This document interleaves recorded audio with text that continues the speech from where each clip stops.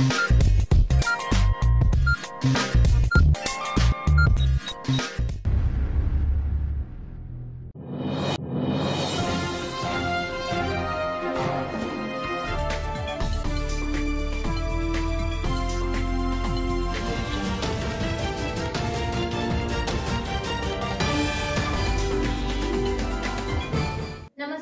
मी देविता लांडगे.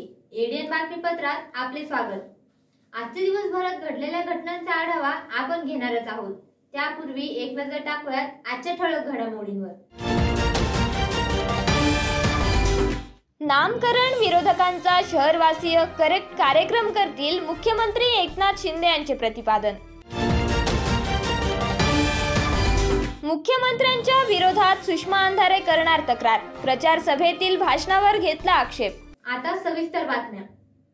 औरंगाबाद आणि उस्मानाबादच्या नामकरणावर कोर्टाने शिक्कामोर्तब केल्यानंतर लोकसभा निवडणुकीच्या पार्श्वभूमीवर राजकारणात नामकरणाच्या विषयाची भर पडली आहे.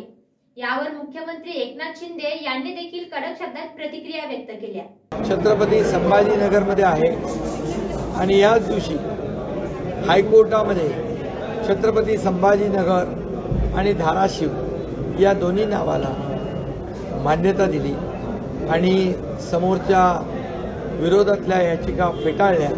याबद्दल मी तमाम संभाजीनगरकरांचं, धाराशिवकरांचं मनापासून अभिनंदन करतो. खरं म्हणजे हिंदुहृदय सम्राट बाळासाहेब ठाकरे यांचं स्वप्न खऱ्या अर्थाने आज पूर्ण झालं याचं समाधान व्यक्त करतो आणि हायकोर्टाला देखील मी धन्यवाद देतो की एक मेरिटवर लोकांच्या जनभावना लक्षात घेऊन, जनतेचा आवाज लक्षात घेऊन हे जे कोणी कोर्टामध्ये गेले होते, हे कोर्टामध्ये गेलेल्यापैकी जे काही लोक आहेत हे महाविकास आघाडीचे आहेत, याची देखील मला माहिती आणि आपल्यालाही माहिती आहे. त्यामुळे आज एक अतिशय मोठा निर्णय महाराष्ट्रातल्या 2 शहरांचा झालेला आहे आणि खऱ्या अर्थाने एक मोठी चपराक या संभाजीनगर च्या नावाला विरोध करणाऱ्यांना लागलेली आहे. यावरून आपल्याला माहीत आहे, मी जिकडे जातो तिकडे यश मिळतं. मी आता इकडे आलेलो आहे, कालपासून मी सभा घेतलेल्या आहे. त्यामुळे आता माझ्यावर टीका होईल. 2-2 दिवस मुख्यमंत्री छत्रपती संभाजीनगरमध्ये ठाण मांडून बसले. आता ठाण मांडून बसल्यानंतर मी कार्यक्रम करूनच जातो. तो करेक्ट कार्यक्रम संभाजीनगरमध्ये ज्याचा कुणाचा व्हायचा तो होईल आणि संदीपान भुमरे महायुतीचे उमेदवार प्रचंड मताधिक्याने विजयी होतील आणि महायुतीचे सर्व पदाधिकारी, कार्यकर्ते जोमाने शहरात, ग्रामीण भागात काम करतात. संभाजीनगर हा शिवसेना आणि महायुतीचा बालेकिल्ला आहे. बाळासाहेबांचं प्रेम या छत्रपती संभाजीनगरवर होतं आणि छत्रपती संभाजीनगरचं बाळासाहेबांवर होतं. छत्रपती संभाजीनगर हे नाव व्हावं ही बाळासाहेबांची मनापासून इच्छा होती. परंतु 2.5 वर्ष ज्यांनी सरकार चालवलं, बाळासाहेबांचा वारसा सांगणारे, बाळासाहेबांचे आणखी काय काय संपत्तीचे वारस हे सांगणारे, जेव्हा ही मुवमेंट केली, सरकारमधून आम्ही बाहेर पडलो, तेव्हा घाई गडबडीमध्ये दाखवण्यासाठी हा संभाजीनगरचा नावाचा डाव रचला. परंतु तो बेकायदेशीर होता. त्यांच्याकडे मेजॉरिटी नव्हती, मेजॉरिटी आमच्याकडे होती.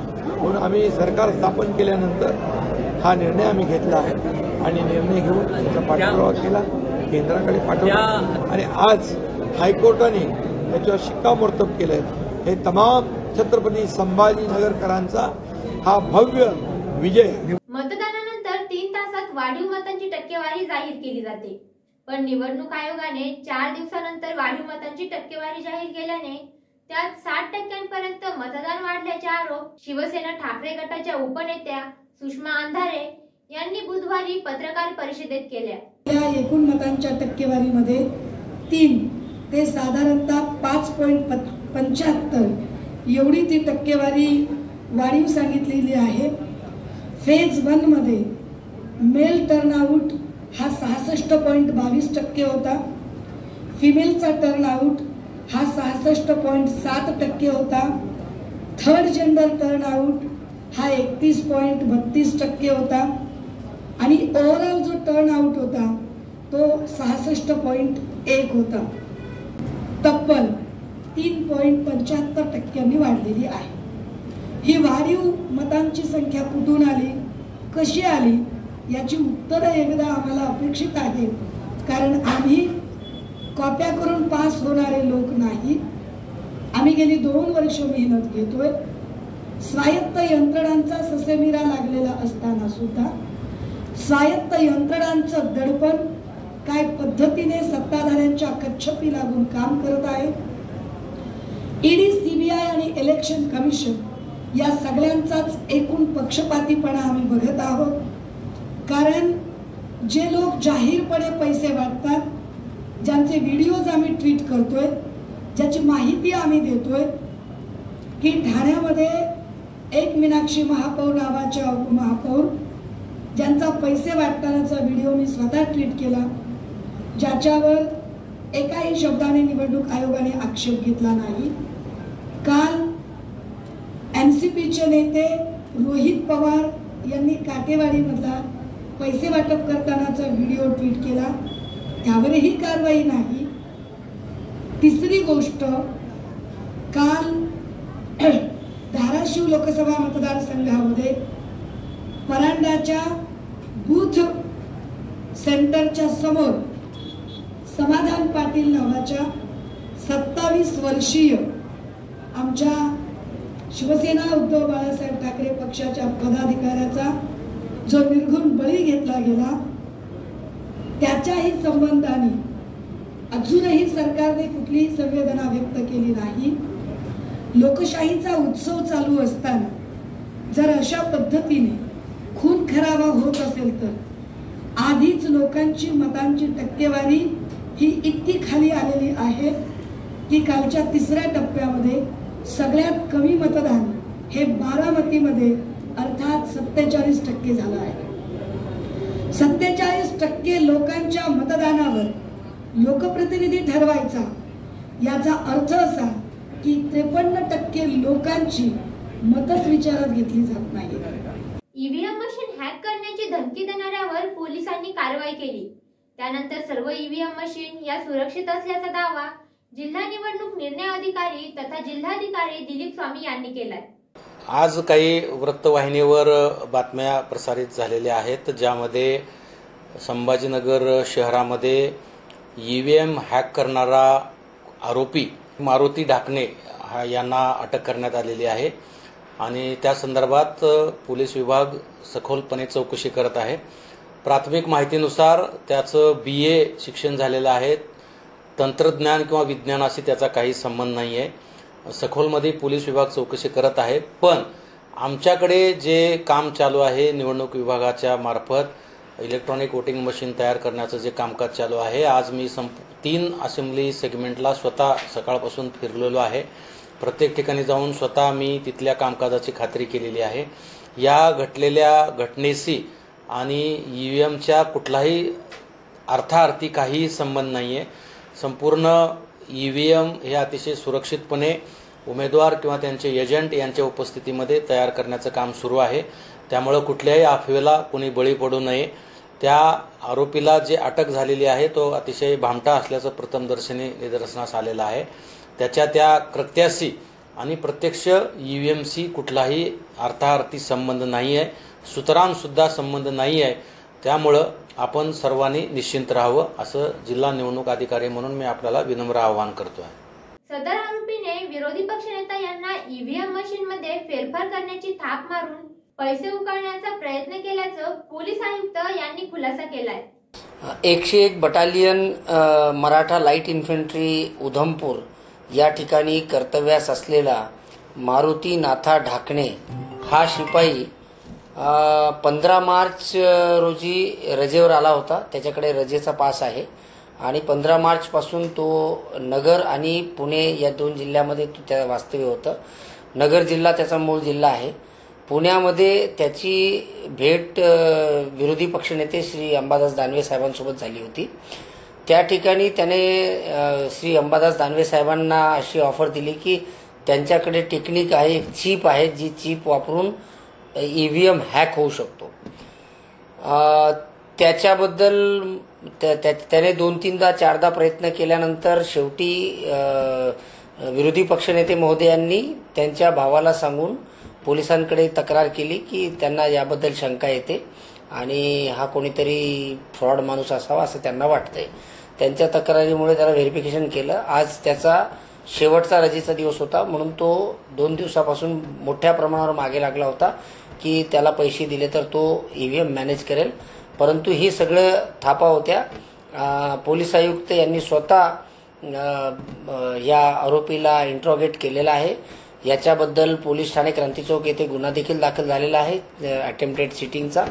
आणि त्या इंट्रोगेशनमध्ये त्याने रिव्हील केलं की तो BA शिकलेला आहे, त्याला इलेक्ट्रॉनिक्सचं ज्ञानसुद्धा नाही आणि त्याच्यावर खूप मोठ्या प्रमाणावर कर्ज झालं होतं आणि या कर्जबाजारी झाला. त्याच्यातून बाहेर पडण्यासाठी त्याला कुठून तरी पैसा हवा होता, म्हणून त्या भूलथापा मारून या ठिकाणी आता निवडणुकीचं वातावरण आहे, तर या वातावरणात कुणीतरी त्याला पैसे देईल या अपेक्षेने त्यानं प्रयत्न केला होता. त्याचे जे मोबाईल आहेत ते बाकी तांत्रिक गोष्टींचं विश्लेषण करण्याचं काम चालू आहे. त्याच्या बाकी गोष्टींचं सुद्धा विश्लेषण करण्याचं काम चालू आहे आणि ह्याच्यामध्ये केवळ तो कर्जबाजारी झाला होता म्हणून भूलथापा देऊन तो पैसे काढण्याच्या तयारीत होता असं प्रथमदर्शनी तपासामध्ये दिसून येत आहे. तरी देखील याबाबतीत आम्ही सविस्तर चौकशी आणि तपास पूर्ण करत आहोत. तांत्रिक बाबीत त्याचे मोबाईलचे ॲनालिसिस असेल, त्याच्या मुवमेंट्स असतील, या सर्व तपासून बघण्यात येत आहेत. प्रायमा फेसी हा एक सिंपल चिटिंगचा असा फ्रॉड टाईपचा प्रकार दिसून येत आहे. तरी देखील गांभीर्याने याचा तपास पोलीस प्रशासनातर्फे केला जात आहे. अजूनही काही घटनांचा आढावा आपल्याला घ्यायचा आहे, मात्र वेळ झाली एका छोट्याशा ब्रेकची. कुठेही जाऊ नका, पाहत रहा ADN.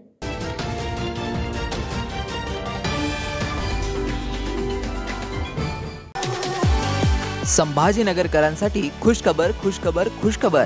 आता केशर, हापूस, लंगडा, गुलाब खास, इमरती, सफेद मालोदा, काला मालोदा, शक्करगोटी, अल्फान, खुदूस, मलगोबा, चीनी मलगोबा, राजापुरी, सिंधू, मुर्शेदाबादी, बदाम, खोबरा, तमचा, बत्ताशा, पायरी, हुर, दूध पेडा, दिलपसंद, निरंजन, तोतापरी, गावरान केशर, माया, केंड, टॉमी, लिली, ऑमलेट, अगरबत्ती, गावरान, दशहरी.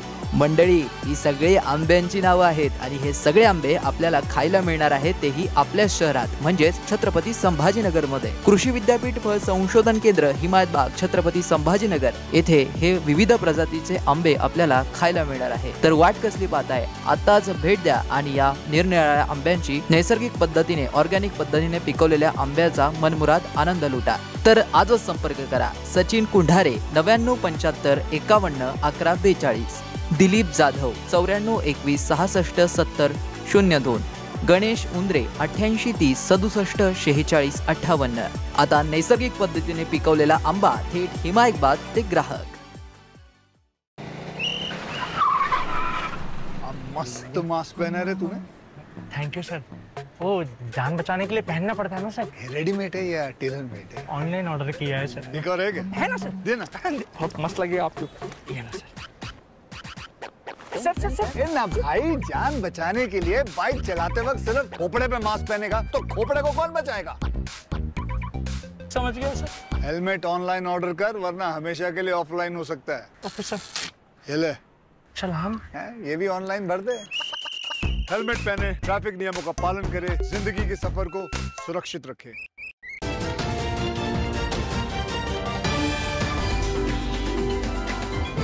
ब्रेक नंतर आपले पुन्हा एकदा स्वागत.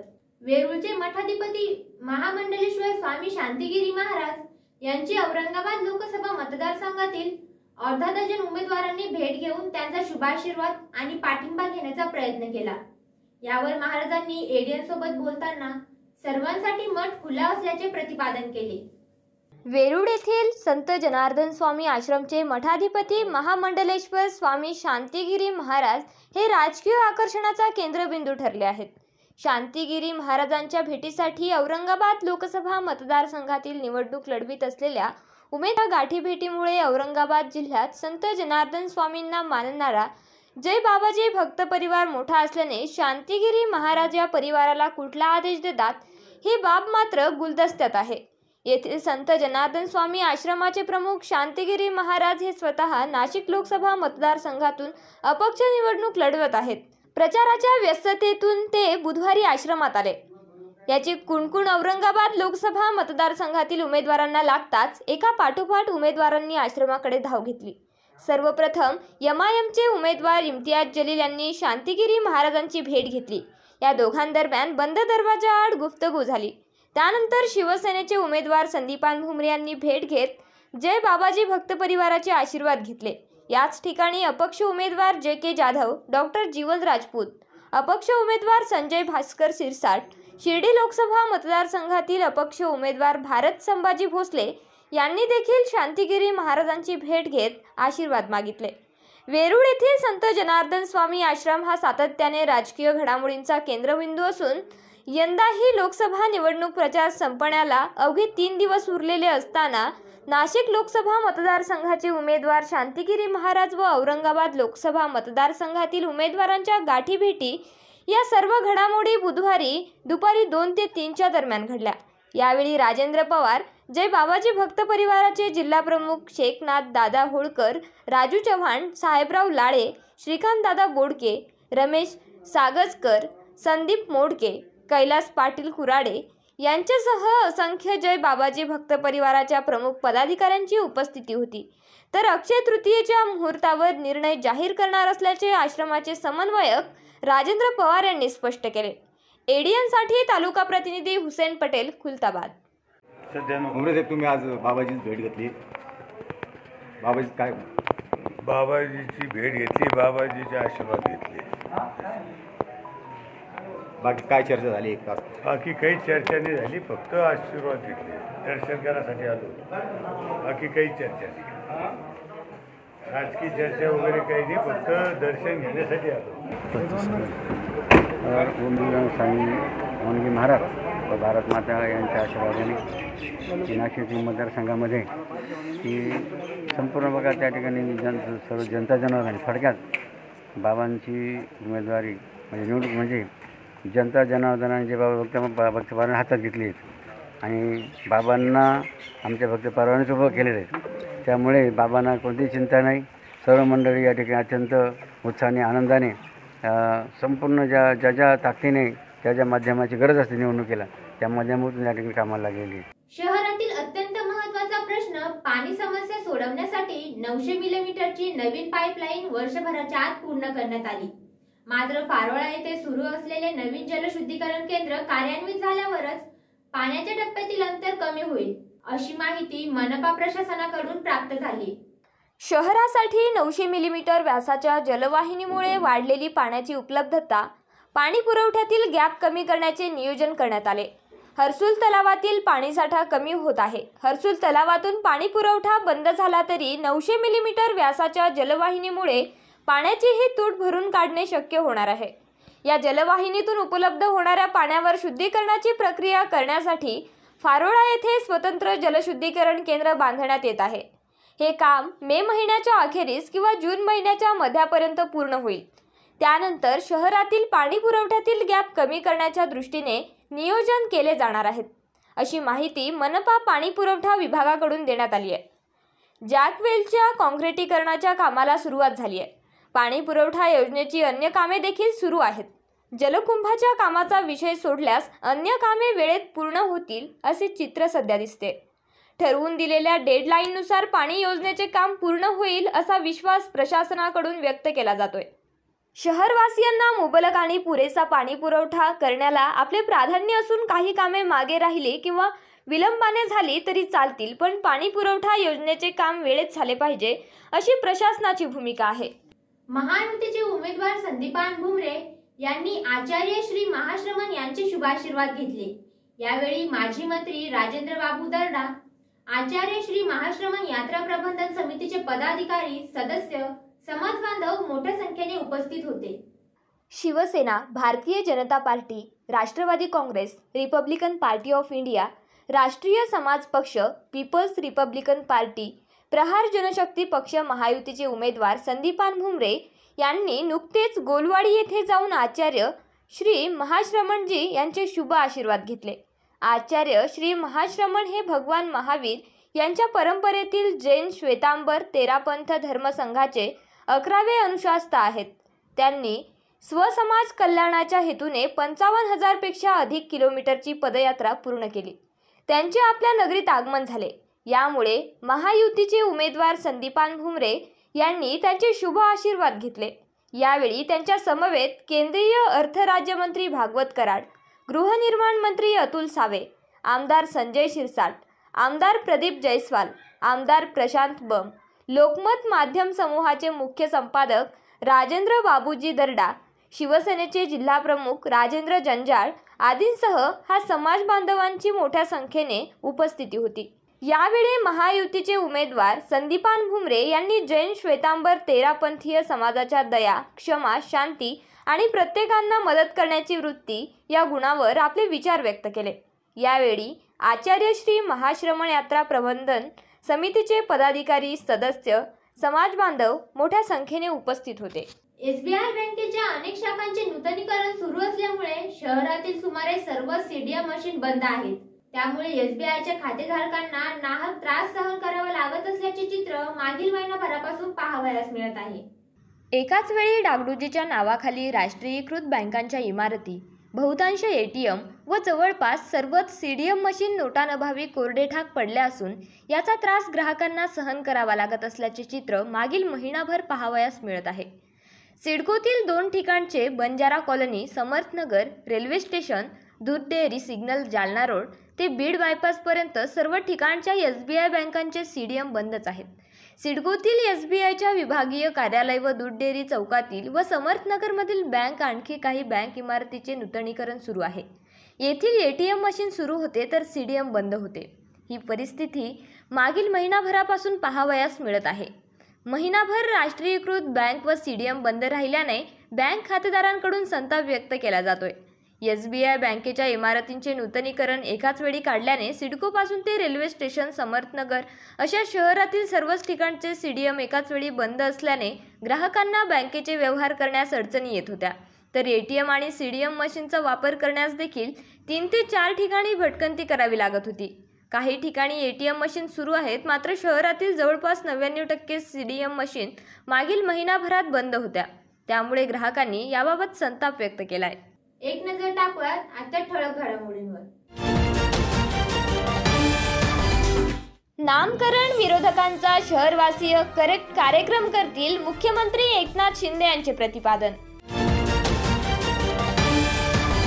मुख्यमंत्र्यांच्या विरोधात सुषमा अंधारे करणार तक्रार, प्रचार सभेतील भाषणावर घेतला आक्षेप. याचबरोबर हे बातमीपत्र इथेच संपलं. पुन्हा भेटूयात पुढील बातमीपत्रात. तोपर्यंत पाहत रहा तुमच्या हक्काचं बातमीपत्र एडीएन.